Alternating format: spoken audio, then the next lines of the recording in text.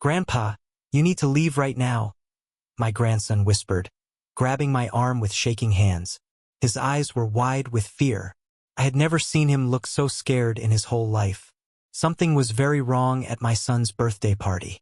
I trusted my grandson completely, and that trust saved me from losing everything I had worked for my entire life.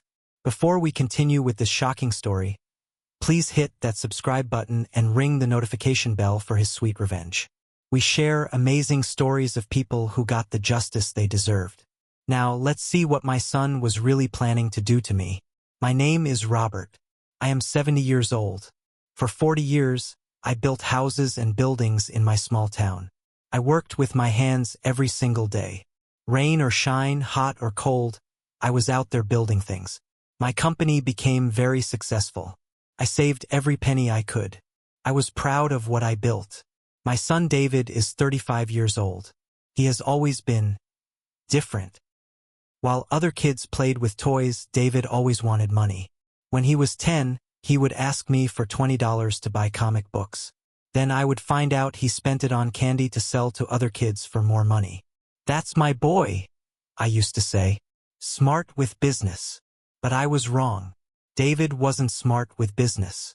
He was just good at taking money from people. It was a Tuesday evening in March. I was sitting in my favorite chair, reading the newspaper. The house was quiet and peaceful. Suddenly, my front door burst open. David walked in without knocking. "Dad, I need you to listen to me," David said. He was breathing hard like he had been running. "I have the biggest opportunity of my life." I folded my newspaper and looked at him. David's eyes were shining with excitement. His hands were moving around as he talked. He looked like a little kid on Christmas morning. "What kind of opportunity?" I asked. "Real estate, Dad. A group of very smart business people want me to join them. They buy buildings and rent them out. The money comes back to us every month. It's guaranteed." That word made me worried. Guaranteed. In 40 years of business, I learned that nothing is ever guaranteed. "How much money do they want?" I asked. "Only $50,000, David said quickly. "But Dad, listen. They promise 15% return every year. That means in 1 year, I get back $7,500. Just for giving them the money." I stood up and walked to my office. David followed me, still talking fast about his amazing opportunity. I opened my filing cabinet and pulled out a thick folder. The label said David's Investments on the front. I spread papers across my desk. Bank statements, canceled checks, legal documents, all of David's failed business ideas from the past 10 years. "Remember the restaurant you wanted to open?" I asked, pointing to a check for $20,000. "You said it was guaranteed to make money. It closed in 3 months. David's face turned red. "That was different, Dad. What about the online store?" I showed him another check for $15,000. "You said selling things on the internet was guaranteed money. You lost everything in 6 months. Dad, you don't understand." "And the car washing business?" I pointed to more papers. Tire-t-il tous en dollars? "Gone in 4 months because you never actually washed any cars." David stopped talking. He stared at all the papers on my desk. Numbers don't lie. In 10 years, David had lost $95,000 of my money. Every single business idea had failed. "This time is different," David said quietly. "Show me the paperwork," I said. "Show me who these business people are. Show me the buildings they own." "I don't have it with me right now." "But then you don't have my money." David's face changed. The excitement disappeared. Now he looked angry. "You never believe in me," he said, his voice getting louder. "Every time I try to do something big, you stop me with your negative attitude." "I'm not negative," I said calmly. I'm careful. "There's a difference." David grabbed his jacket and walked toward the door. "Fine. When I'm rich without your help, don't come asking me for money." He slammed the door so hard that my windows shook. I watched through the window as he got in his car and drove away very fast. I sat back down in my chair and looked at all the papers. $95,000. Almost $100,000 lost on David's dreams and schemes. But this time I said no. This time I kept my money safe. The next morning I woke up early like always. I made coffee and read the newspaper. It was a beautiful day, perfect for going to the grocery store and running errands. I grabbed my car keys and shopping bags. I opened my front door and stepped outside. Then I stopped. Something was very wrong with my car. My car was sitting much lower than usual. It looked like it was sinking into the ground. I walked closer and saw the problem. All 4 tires were completely flat. This wasn't normal tire trouble. Someone had poked holes in every single tire. Small, round holes that went all the way through the rubber. This was done on purpose. I walked around the car and counted the holes. For tires. For holes. Someone had carefully damaged my car during the night. I thought about last night's argument with David. I thought about how angry he was when he left. But surely David wouldn't do this to his own father's car. Would he? I called David on my phone. Hello. David sounded sleepy. David, someone damaged my car tires last night. Did you see anything strange when you left my house? There was a long pause. Dad, that's terrible, David said. Now he sounded awake and concerned. Probably some kids playing pranks. You know how they get in springtime. All 4 tires, David. Someone took time to poke holes in all 4 tires. That's really bad, Dad. You should call the police. David sounded genuinely surprised and worried. Maybe I was wrong to suspect him. I'll handle it, I said. Thanks for caring. Dad, wait. I'm sorry about last night. I got too excited about the business deal. Can we talk about it more later? Sure, son. We can talk later. I hung up and called a tow truck. The mechanic said it would cost $600 to replace all 4 tires. $600. That's a lot of money to spend because someone wanted to hurt me. 3 days later, David called me again. Dad, I have great news, he said. His voice sounded happy and excited. Tomorrow is my birthday, and Sarah is throwing me a big party. I really want you to come. Sarah is David's wife. She's always been very polite to me, but I could tell she didn't really like me. She thought I was too cheap because I didn't give David money for every crazy idea he had. That's very nice, I said. What time? 6 o'clock. Just family and a few close friends. Nothing fancy. Sarah is cooking all my favorite foods. I was surprised by this invitation. David and Sarah usually didn't include me in their parties. They said I was too old and boring for their friends. I'll be there, I said. Should I bring anything? Just yourself, Dad. Sarah is taking care of everything. After I hung up, I felt happy. Maybe my argument with David had actually helped our relationship. Maybe now we could be a real family again. I went to the store and bought David a nice present. A set of tools for his garage. Good tools that would last forever. Tools he could actually use instead of wasting money on silly business ideas. Saturday evening came. I put on my best shirt and drove to David's house. As I walked up to the front door, I could hear laughter and music coming from inside. David opened the door before I could knock. Dad, you made it.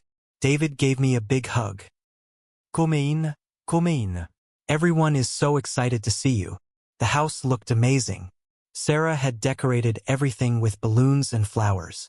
The table was covered with expensive-looking food. There were bottles of wine that probably cost more money than I spend on groceries in a month. Happy birthday, son, I said, giving David his present. Thanks, Dad. This means everything to me. Grandpa. I turned around and saw my grandson Tommy running toward me. Tommy is David's son. He's 12 years old and the smartest kid I know. He's also the only person in David's family who really loves me. Hey there, kiddo, I said, giving Tommy a big hug. How's school going?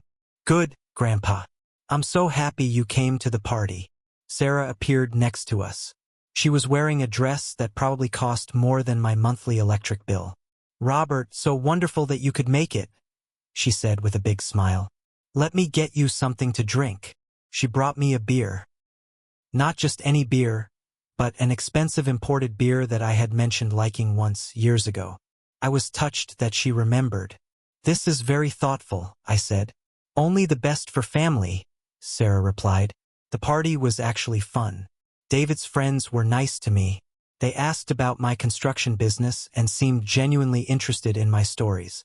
Sarah kept bringing me drinks whenever my glass was empty. After a few hours, I was feeling very relaxed and happy. The food was delicious. The company was pleasant. Maybe I had been too hard on David and Sarah. Maybe they really did want me to be part of their family. Dad, David said, appearing beside me. Want to see the upstairs? We've been doing renovations. I'd love to show you what we've accomplished. Right now? I asked. Shouldn't you be with your guests? They're having a great time. Come on, I want you to see the new bathroom. We spared no expense. There was that phrase again. Spared no expense. These were people who supposedly had no money for basic things, yet they had spent thousands of dollars on house renovations and this fancy party. Sure, I said, starting to stand up from my chair. That's when Tommy appeared beside me. His face was pale and his eyes were wide with fear. Grandpa, Tommy whispered, grabbing my arm tightly. You need to leave right now. I blinked, confused. What? Please, Tommy said urgently. Just go. Trust me. I had never seen Tommy look scared like this. In 12 years, he had always been brave and confident. But now he looked terrified. Tommy, what are you talking about? David asked, his smile fading. Grandpa was just saying he's tired, Tommy said quickly. Weren't you, Grandpa? I looked at Tommy's face. He was trying to tell me something without using words. Something was wrong. Something was very wrong. Yes, I said slowly. I am feeling tired. It's been a long day. Dad, don't be silly, David said. The party's just getting started. We haven't even cut the cake yet. Where are you going, Robert? Sarah asked, appearing beside David. You can't leave before we've properly celebrated. Both David and Sarah were blocking my path to the front door. They were still smiling, but something about their smiles seemed fake now. I really should get going, I said firmly. Thank you for a wonderful evening. I walked around them toward the coat closet. David stepped in front of me again. Dad, really? Just one more drink. I have a special bottle I've been saving just for you. Another time, son. I got my jacket and headed for the front door. Behind me, I could hear David and Sarah whispering urgently to each other. Thank you for a lovely party, I called out and walked outside. The cool night air felt good on my face. I had drunk more wine than usual, and my head was a little foggy. I called a taxi and waited on the front steps. Through the window, I could see Tommy watching me. He pressed his hand against the glass like he was saying goodbye. His face still looked worried. Whatever danger Tommy had sensed, I trusted him completely. That boy had just saved me from something terrible. The taxi pulled away from David's house. My hands were shaking as I pulled out my phone to call Tommy. I needed to know what had scared him so much. Tommy answered on the first ring. Grandpa, are you safe? I'm in a taxi going home, I said. Tommy, what was wrong back there? Why did you tell me to leave? Tommy was quiet for a moment. I could hear party sounds in the background, then a door closing. Grandpa, I overheard Mom and Dad talking yesterday, Tommy whispered. They had a plan for tonight. What kind of plan? They wanted to get you drunk and make you sign papers. Something about giving Dad your construction company. The words hit me like a punch in the stomach. My own son and daughter-in-law had planned to steal my life's work. Are you sure about this, Tommy? Grandpa. There were lawyers waiting upstairs in the guest bedroom. Mom kept checking her watch all night, making sure you were drinking enough wine. Dad kept trying to get you to go upstairs for that tour of their renovations. Everything made sense now. The expensive food and drinks. The constant refills of my glass. David's insistence on showing me the upstairs renovations. They had set a trap for me, and I had walked right into it. How much did you hear? I asked. Mom said you were being selfish, keeping all that money when Dad needed it for his investments. She was really confident it would work. She said once you had enough drinks, you would sign anything they put in front of you. The casual cruelty of their plan hurt almost as much as the betrayal itself. They had seen me as nothing more than an obstacle to overcome. Tommy, listen to me very carefully, I said. You cannot tell your parents about this conversation. Did they say anything when I left? Dad asked me why I told you to leave. I said it was because our neighborhood gets dangerous late at night, and I was worried about you walking to your car. They believed me. Good boy. You have to keep pretending you don't know about their plan. Can you do that? Yes, Grandpa. But what if they try something else? Don't worry about that. I'll handle everything. You saved me tonight, Tommy. I'm very proud of you. I love you, Grandpa. I love you too, kiddo. I hung up the phone as the taxi turned onto my street. My house looked peaceful and normal, but everything had changed. My son had tried to steal my entire life's work through lies and manipulation. This betrayal would not go unpunished. The next morning, I woke up with a clear head and a cold determination. I had spent 40 years building my construction business. I had earned every dollar through honest work and careful planning. David thought he could take it all away with wine and fake lawyers. He was about to learn how wrong he was. I made myself a strong cup of coffee and sat down at my kitchen table. I needed to think clearly about what had happened and what I was going to do about it. First, let me tell you exactly what David and Sarah had tried to do to me. They invited me to a birthday party. They got me drunk on expensive wine. They planned to take me upstairs where lawyers were waiting with papers to sign. These papers would have transferred my entire construction company to David. If Tommy hadn't warned me, I would have lost everything. 40 years of hard work, gone in one night because my own son decided to steal from me. But David had made some big mistakes, and I was going to use those mistakes against him. I went to my office and opened the filing cabinet. I pulled out all of David's investment folders and spread them across my desk. This wasn't about revisiting old failures anymore. This was about gathering weapons. David had made 3 big mistakes. First, he had underestimated my business connections in town. Second, he had forgotten that I kept records of every failed business deal he had ever made. Third, he had assumed that family loyalty would protect him from consequences. He was wrong about all 3 things. I looked through the Miami real estate papers. David had convinced 3 other people to invest in that fake condo project. Marcus Thompson lost $25,000. Jennifer Walsh lost $30,000. Carlos Martinez lost $15,000. All of these people had trusted David because he was my son. They thought my reputation meant David was honest and smart. They were wrong and they lost their money because of it. But here's the important part. All 3 of these people were influential in our small town's business community. Marcus was on the Chamber of Commerce. Jennifer worked at the biggest bank in town. Carlos owned the most successful restaurant. If they knew that David had a pattern of lying to investors, they would tell everyone they knew. David's reputation would be destroyed forever. I made copies of all the documents. Bank statements showing David knew the Miami developer was a fraud. Email messages where David admitted the cryptocurrency deal looked suspicious but said the money was too good to pass up. Contracts proving David never did background checks on his business partners. But I needed more than just old investment failures. I needed to show people what David and Sarah had just tried to do to me. I sat down and wrote out everything that had happened. The birthday party trap. The lawyers waiting upstairs. Tommy's warning that saved me. I wrote down every detail I could remember. Then I thought about Sarah's job situation. She worked as a financial advisor at Pinnacle Financial Services. Her job was to help people make smart decisions with their money. She was supposed to protect people from financial fraud.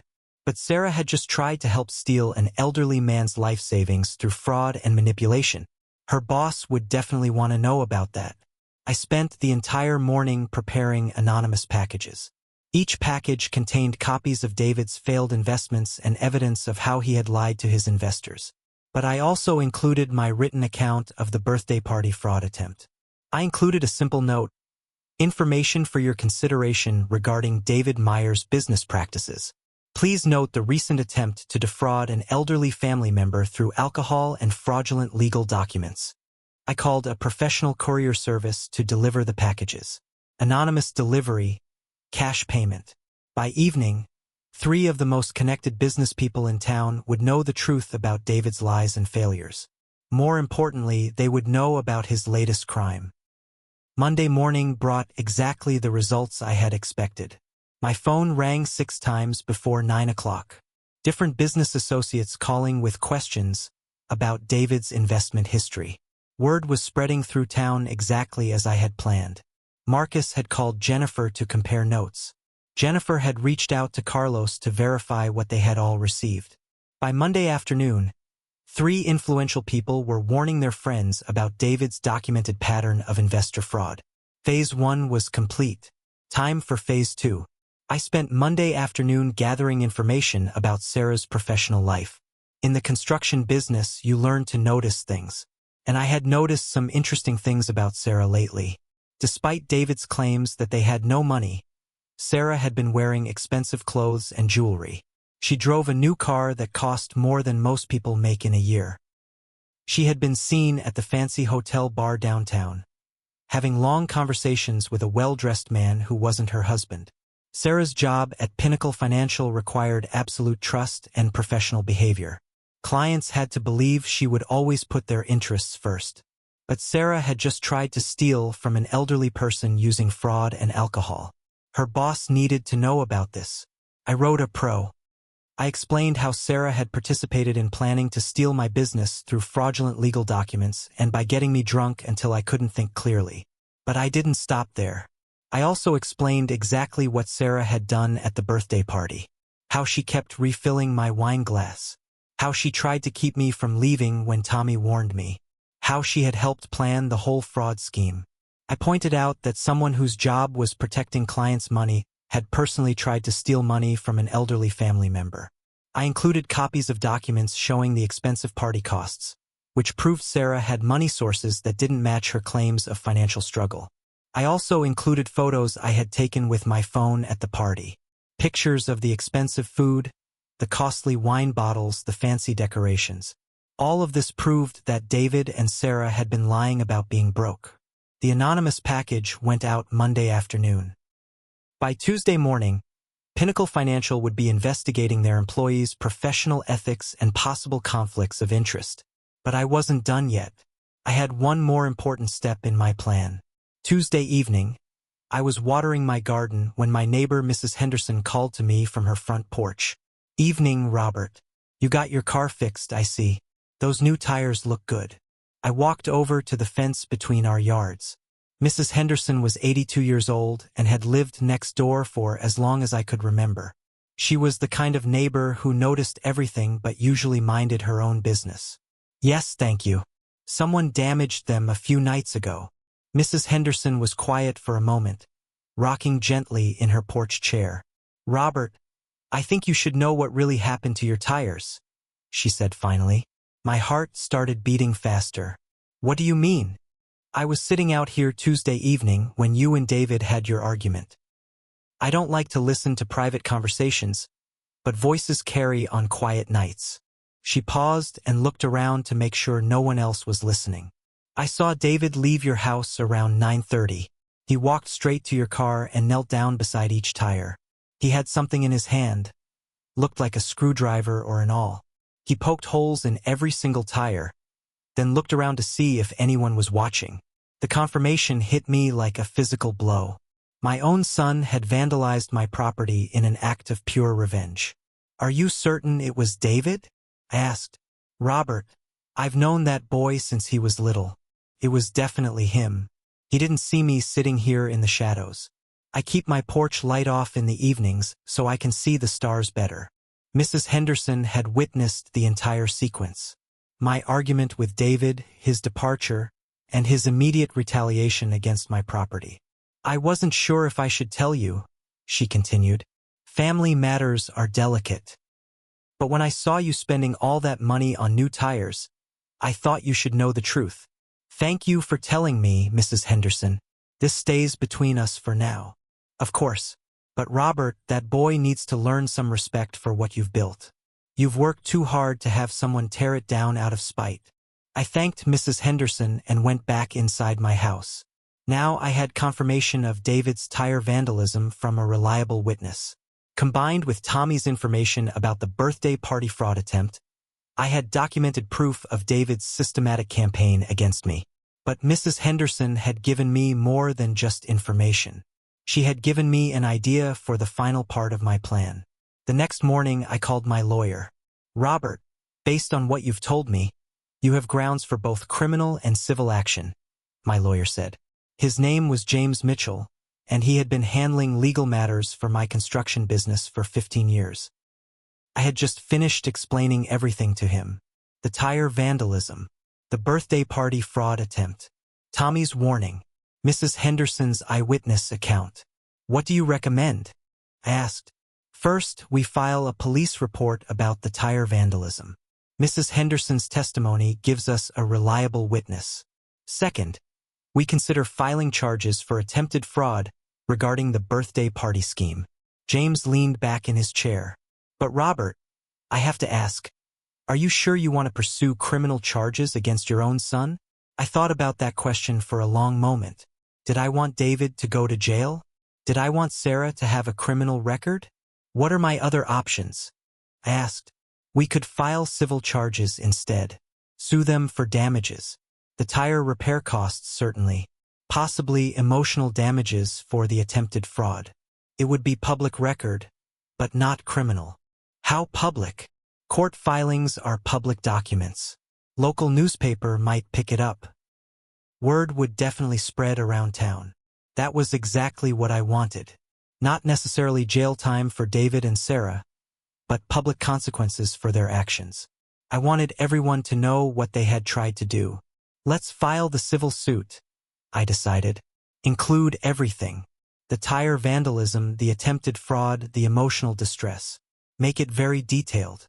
"I'll draft the paperwork today," James said. "But Robert, once we file this, there's no going back. Your relationship with David and Sarah will be permanently damaged." "James, they already damaged it when they tried to steal my life's work. I'm just making sure everyone knows the truth about what kind of people they really are." The civil lawsuit was filed on Thursday morning. By Thursday afternoon, the local newspaper had picked up the story. The headline read, "Local business owner sues son and daughter-in-law for vandalism and attempted fraud." Wednesday afternoon, I heard car doors slamming in my driveway. Angry footsteps marched up my front walkway, followed by aggressive knocking on my door. I opened the door to find David and Sarah standing on my porch. Both of their faces were red with anger and panic. David's usual confidence had completely disappeared. Sarah's fake politeness was gone, replaced by raw fury. "We need to talk," David said, pushing past me into the house. "Now." "We know what you've been doing, Robert," Sarah added, following her husband into my living room. I closed the door calmly and pointed to the couch. "I've been expecting this conversation. Please sit down." "Don't pretend you're innocent," David snapped, remaining standing. "You sent anonymous letters to Marcus, Jennifer, and Carlos. All three of them got the same information about my old business deals." Sarah's anger was more controlled but equally intense. "My boss received an ethics complaint yesterday. Human Resources is investigating my client relationships. Someone sent detailed information about our family finances." I sat down in my leather armchair, the same spot where this entire conflict had started. "Those complaints contained only factual information," I said calmly. "Investors deserve to know about documented patterns of failure. Sarah's employer deserves to know when their employees participate in fraud schemes." "Factual?" David's voice got louder. "You deliberately destroyed my business reputation." "I shared the truth," I replied. "If the truth damages your reputation, perhaps the problem is with your actions, not my disclosure." Sarah leaned forward aggressively. "You're destroying my career over a family disagreement." I reached for a folder I had prepared for this exact moment. "Let's discuss what really happened," I said, opening the file. "You planned to steal 40 years of my work through fraud and manipulation." I spread documents across my coffee table. "Tommy told me about the lawyers waiting upstairs at your birthday party. Mrs. Henderson saw David puncture my tires after our argument. This wasn't a family disagreement. This was premeditated theft and vandalism. The color drained from both of their faces as they realized I knew everything. Tuesday argument about money, I continued methodically. Wednesday morning tire vandalism in retaliation. Saturday evening elaborate trap involving alcohol, lawyers, and legal documents designed to transfer my business assets. David's defiance crumbled. Dad, you don't understand the pressure we're under. I understand perfectly, I interrupted. You decided that stealing from your father was easier than building your own success. Sarah used her professional knowledge to plan sophisticated fraud against an elderly family member. This is still family, Sarah protested weakly. You stopped being family when you planned to rob me, I replied. Every consequence you're facing now is earned through your own choices. David slumped onto the couch, finally understanding the completeness of his defeat. Sarah remained rigid, calculating whether any damage control was possible. The investors will never trust you again, David. Your business reputation in this town is finished, I continued. Sarah, your professional ethics investigation will likely end your career in financial services. What about Tommy? Sarah asked desperately. Tommy's future remains secure, I said firmly. Unlike his parents, he chose to protect family instead of exploiting it. His college education and life prospects are unaffected by your consequences. I stood up and walked to my desk. I pulled out one more document and handed it to David. What's this? He asked. A lawsuit, I said calmly. Filed this morning. You're being sued for tire vandalism, attempted fraud, and emotional distress. It's all public record now. Sarah grabbed the papers from David's hands and started reading. Her face went completely white. You sued us? She whispered. I protected myself, I corrected. You declared war on me through systematic betrayal. I responded with systematic truth-telling and legal action. This isn't revenge. It's accountability. David looked up at me with tears in his eyes. Dad, please, we can fix this. We can make it right. How? I asked. How do you fix lying to investors? How do you fix vandalizing my property? How do you fix trying to steal my life's work through fraud? We'll pay you back, Sarah said desperately. All the money we spent on the party, the tire damage, everything. With what money? I asked. You're about to lose your job, Sarah. David's business reputation is destroyed. Where exactly will this money come from? They had no answer because there was no answer. They had gambled everything on their scheme to steal from me, and they had lost. I walked to the front door and opened it. I think this conversation is over, I said. You can see yourselves out. They left without another word, walking to their car with the defeated posture of people who had gambled everything and lost. I watched from my window as they sat in their car for several minutes, probably arguing about what to do next. Finally, they drove away. I never saw them again. That's the end of our story, but before we continue with the epilogue, I want to remind you to hit that subscribe button for his sweet revenge if you're enjoying this tale of justice and family loyalty. We share amazing stories like this one every week. Ring that notification bell so you never miss an upload, and let us know in the comments what you think about Robert's response to his son's betrayal. Now, let's see how this story concludes. The aftermath was swift and thorough. The newspaper article about the lawsuit made David and Sarah famous in our small town, but not in a good way. Everyone was talking about the son who tried to steal his father's business and the financial advisor who helped plan fraud against an elderly client. David's business reputation in our small town was completely destroyed. Marcus, Jennifer, and Carlos had shared their experiences with everyone they knew. The newspaper article confirmed what the anonymous packages had revealed. No one would ever trust David with money again. Sarah's ethics investigation at Pinnacle Financial concluded that she had violated professional standards by participating in fraud against an elderly family member. She was fired immediately and blacklisted from working in financial services anywhere in the state. The local real estate licensing board also opened an investigation into David's past deals.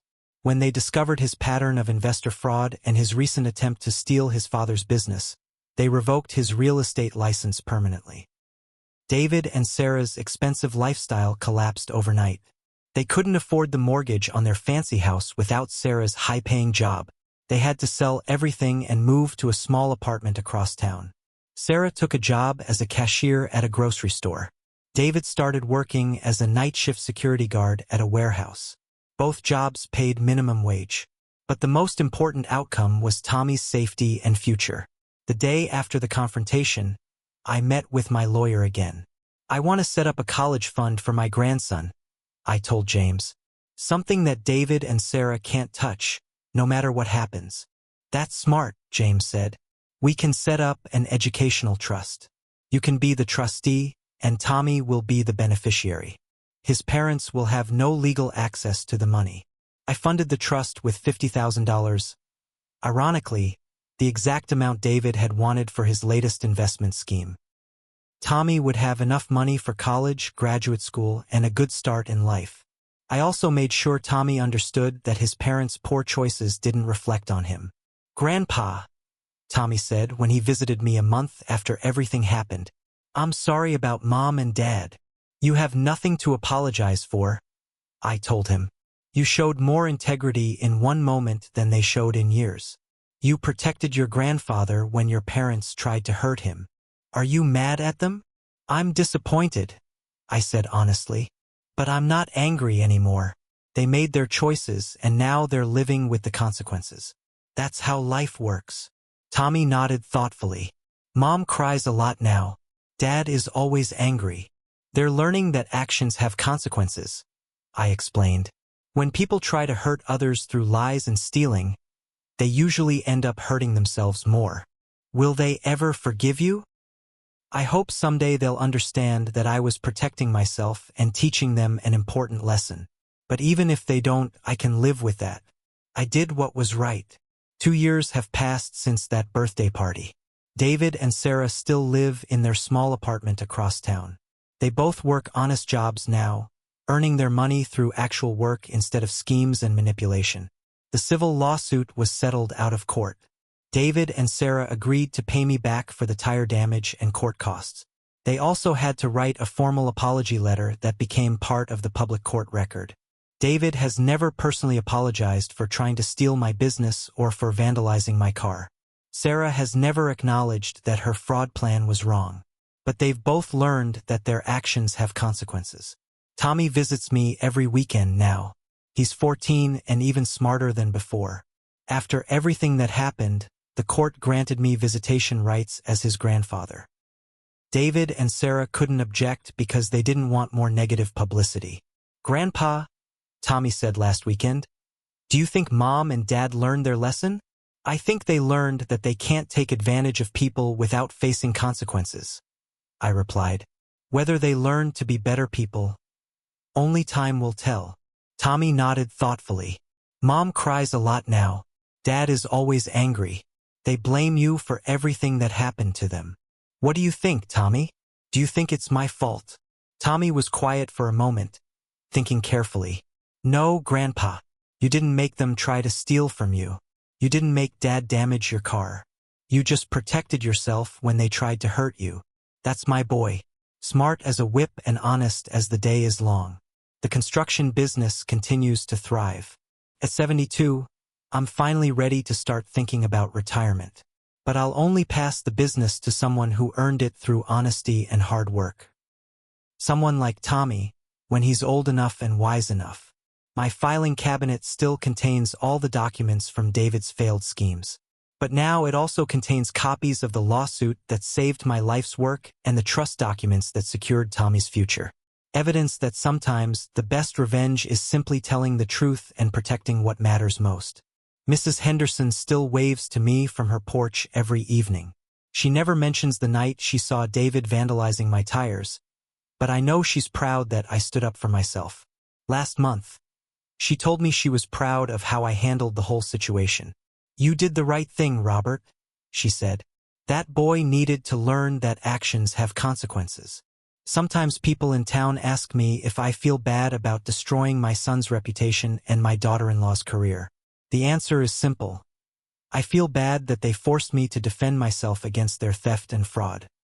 But I don't feel bad about protecting 40 years of honest work from people who wanted to steal it.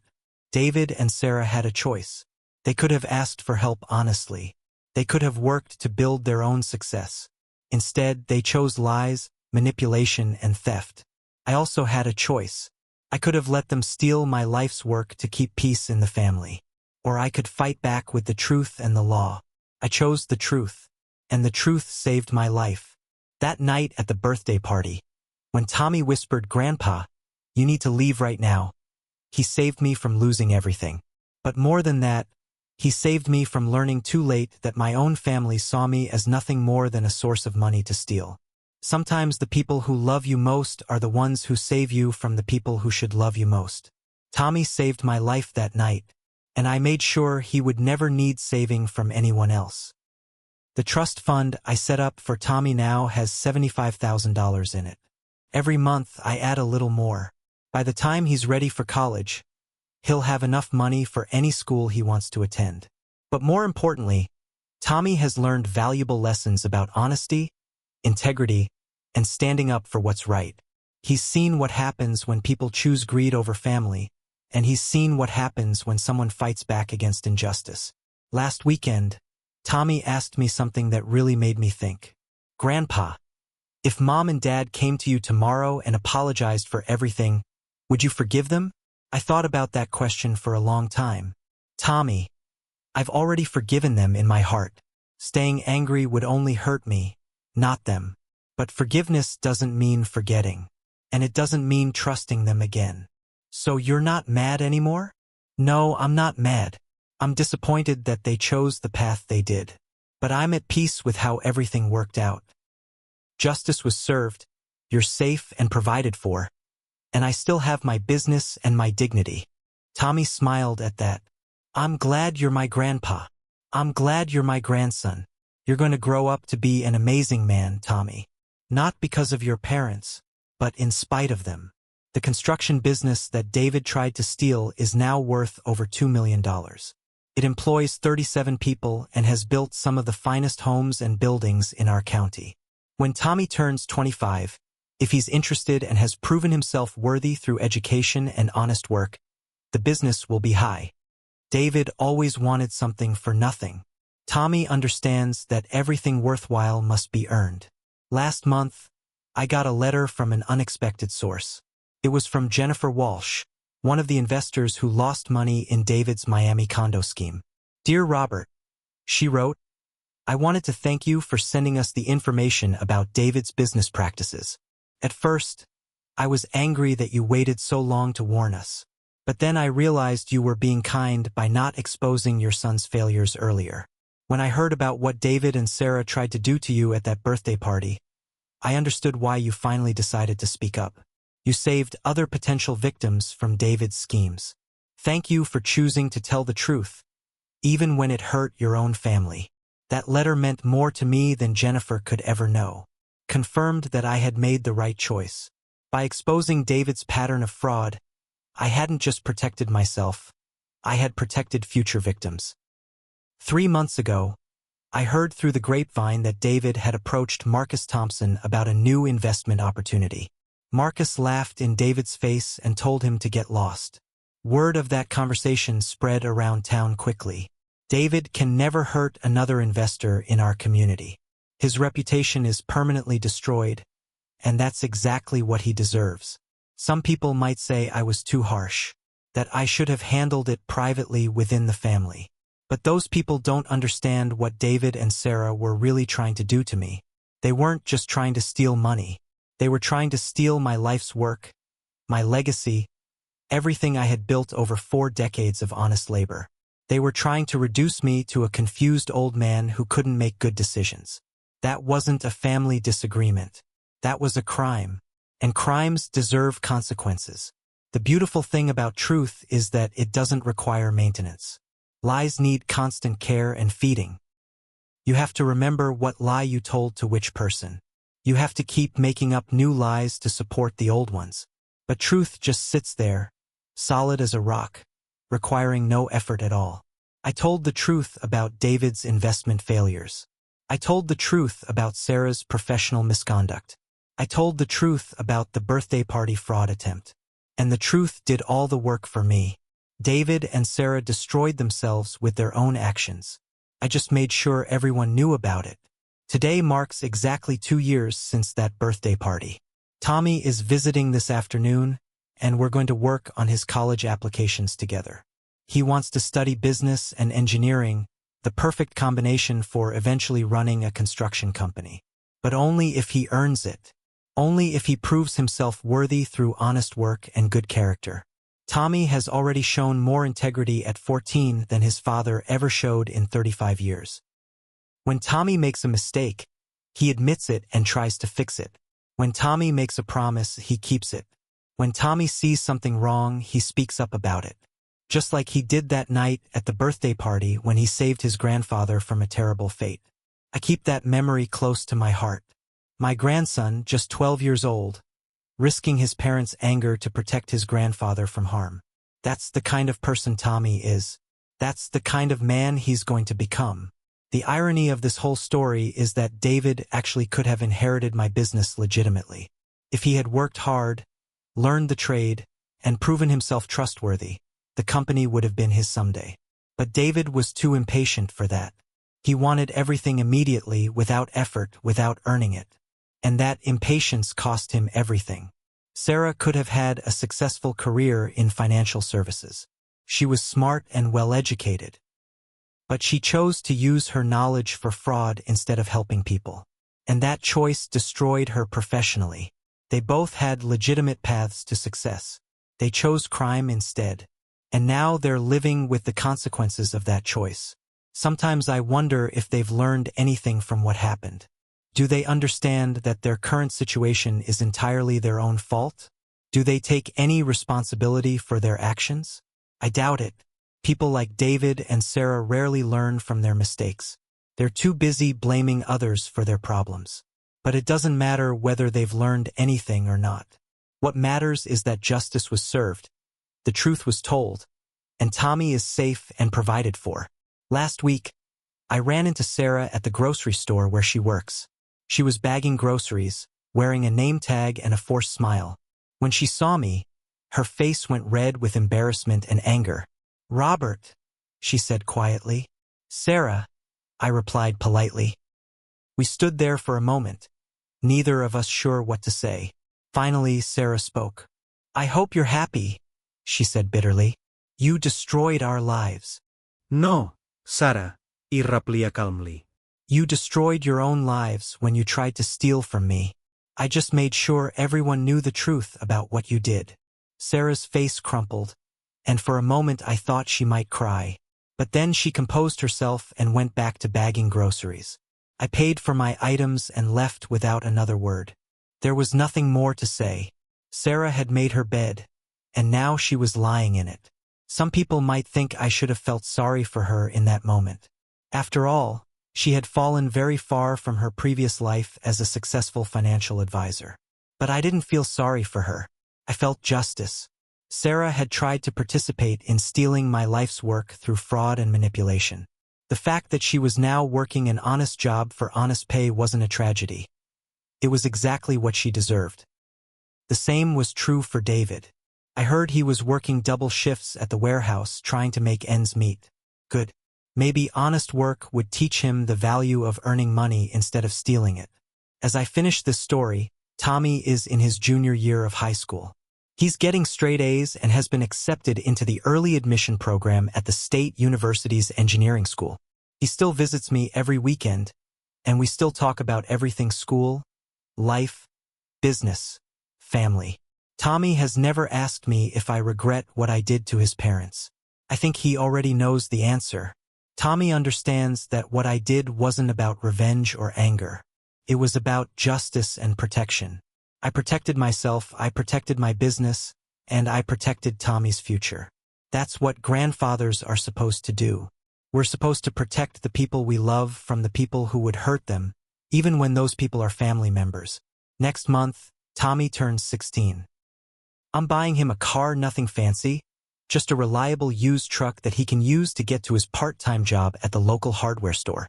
Tommy insisted on getting a job even though he doesn't need the money.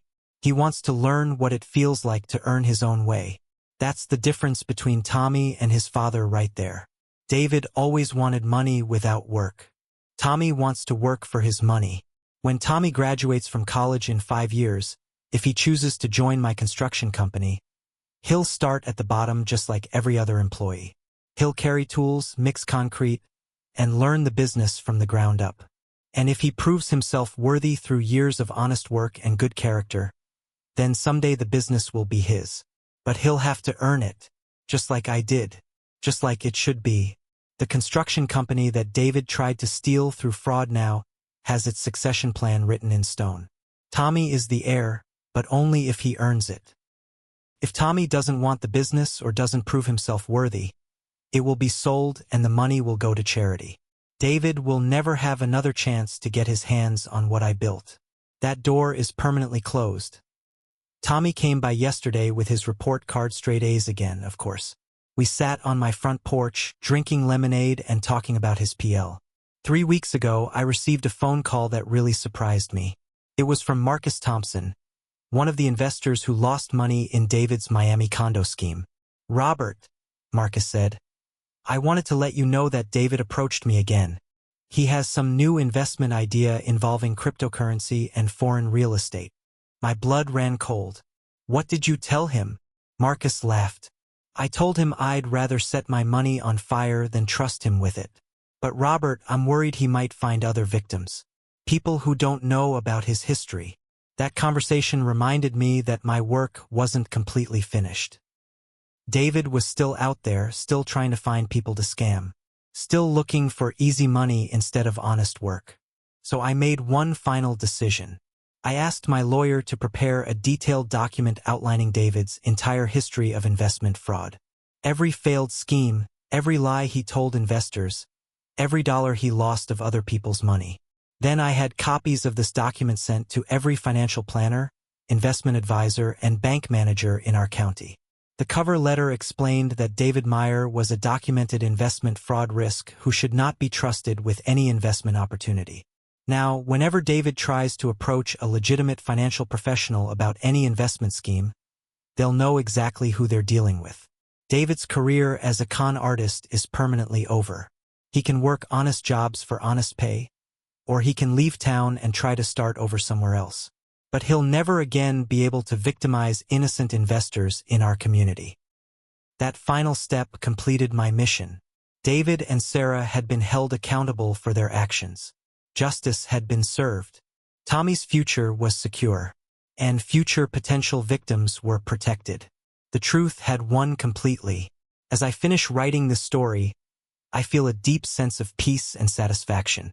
Not the satisfaction of revenge, but the satisfaction of justice properly served. When people wrong you, you have choices to make. You can let them get away with it to keep the peace. You can lash out in anger and do something you'll regret later. Or you can respond methodically with truth and justice. I chose truth and justice, and those choices saved my life's work and protected my grandson's future. En fort collège. "Grandpa," he said, "I've been thinking about what happened with Mom and Dad. Do you think they'll ever realize they were wrong?" "I don't know, Tommy," I replied honestly. "Some people learn from their mistakes, and some people just keep making the same mistakes over and over again." "I hope they learn," Tommy said. "I still love them, even though they did bad things. That's my grandson. Even after everything his parents put him through, he still has love in his heart for them. That tells me everything I need to know about the kind of man Tommy is going to become." "It's okay to love them, Tommy," I told him. "Love and accountability aren't opposites. You can love someone and still hold them responsible for their actions." Tommy nodded thoughtfully. "That's what you did, isn't it? You held them accountable because you loved our family enough to protect it." Smart boy. He understands exactly what happened and why it was necessary. The final irony is that David and Sarah's attempt to steal from me actually made me richer in the end. Not financially, though the business is doing very well, but richer in the knowledge that I had done the right thing when it mattered most. Richer in my relationship with Tommy. Richer in my standing in the community. Richer in my own self-respect. They tried to make me a victim, and instead they made me a victor. That night at the birthday party, when Tommy whispered, "Grandpa, you need to leave right now," he started a chain of events that would change all our lives forever. Tommy saved me. I saved the business. Justice saved the day. And now, 2 years later, I can honestly say that everything worked out exactly as it should have. The truth won. Justice was served. And the good guys lived happily ever after. If you enjoyed this incredible story of family betrayal and sweet justice, please give this video a big thumbs up and subscribe to his sweet revenge for more amazing stories like this one. We post new stories of justice and karma every week. Ring that notification bell so you never miss our latest uploads, and let us know in the comments what you thought about Robert's response to his son's betrayal. Do you think he did the right thing? What would you have done in his situation? Thanks for watching, and remember, sometimes the sweetest revenge is simply telling the truth and protecting what you've worked your whole life to build. See you in the next video.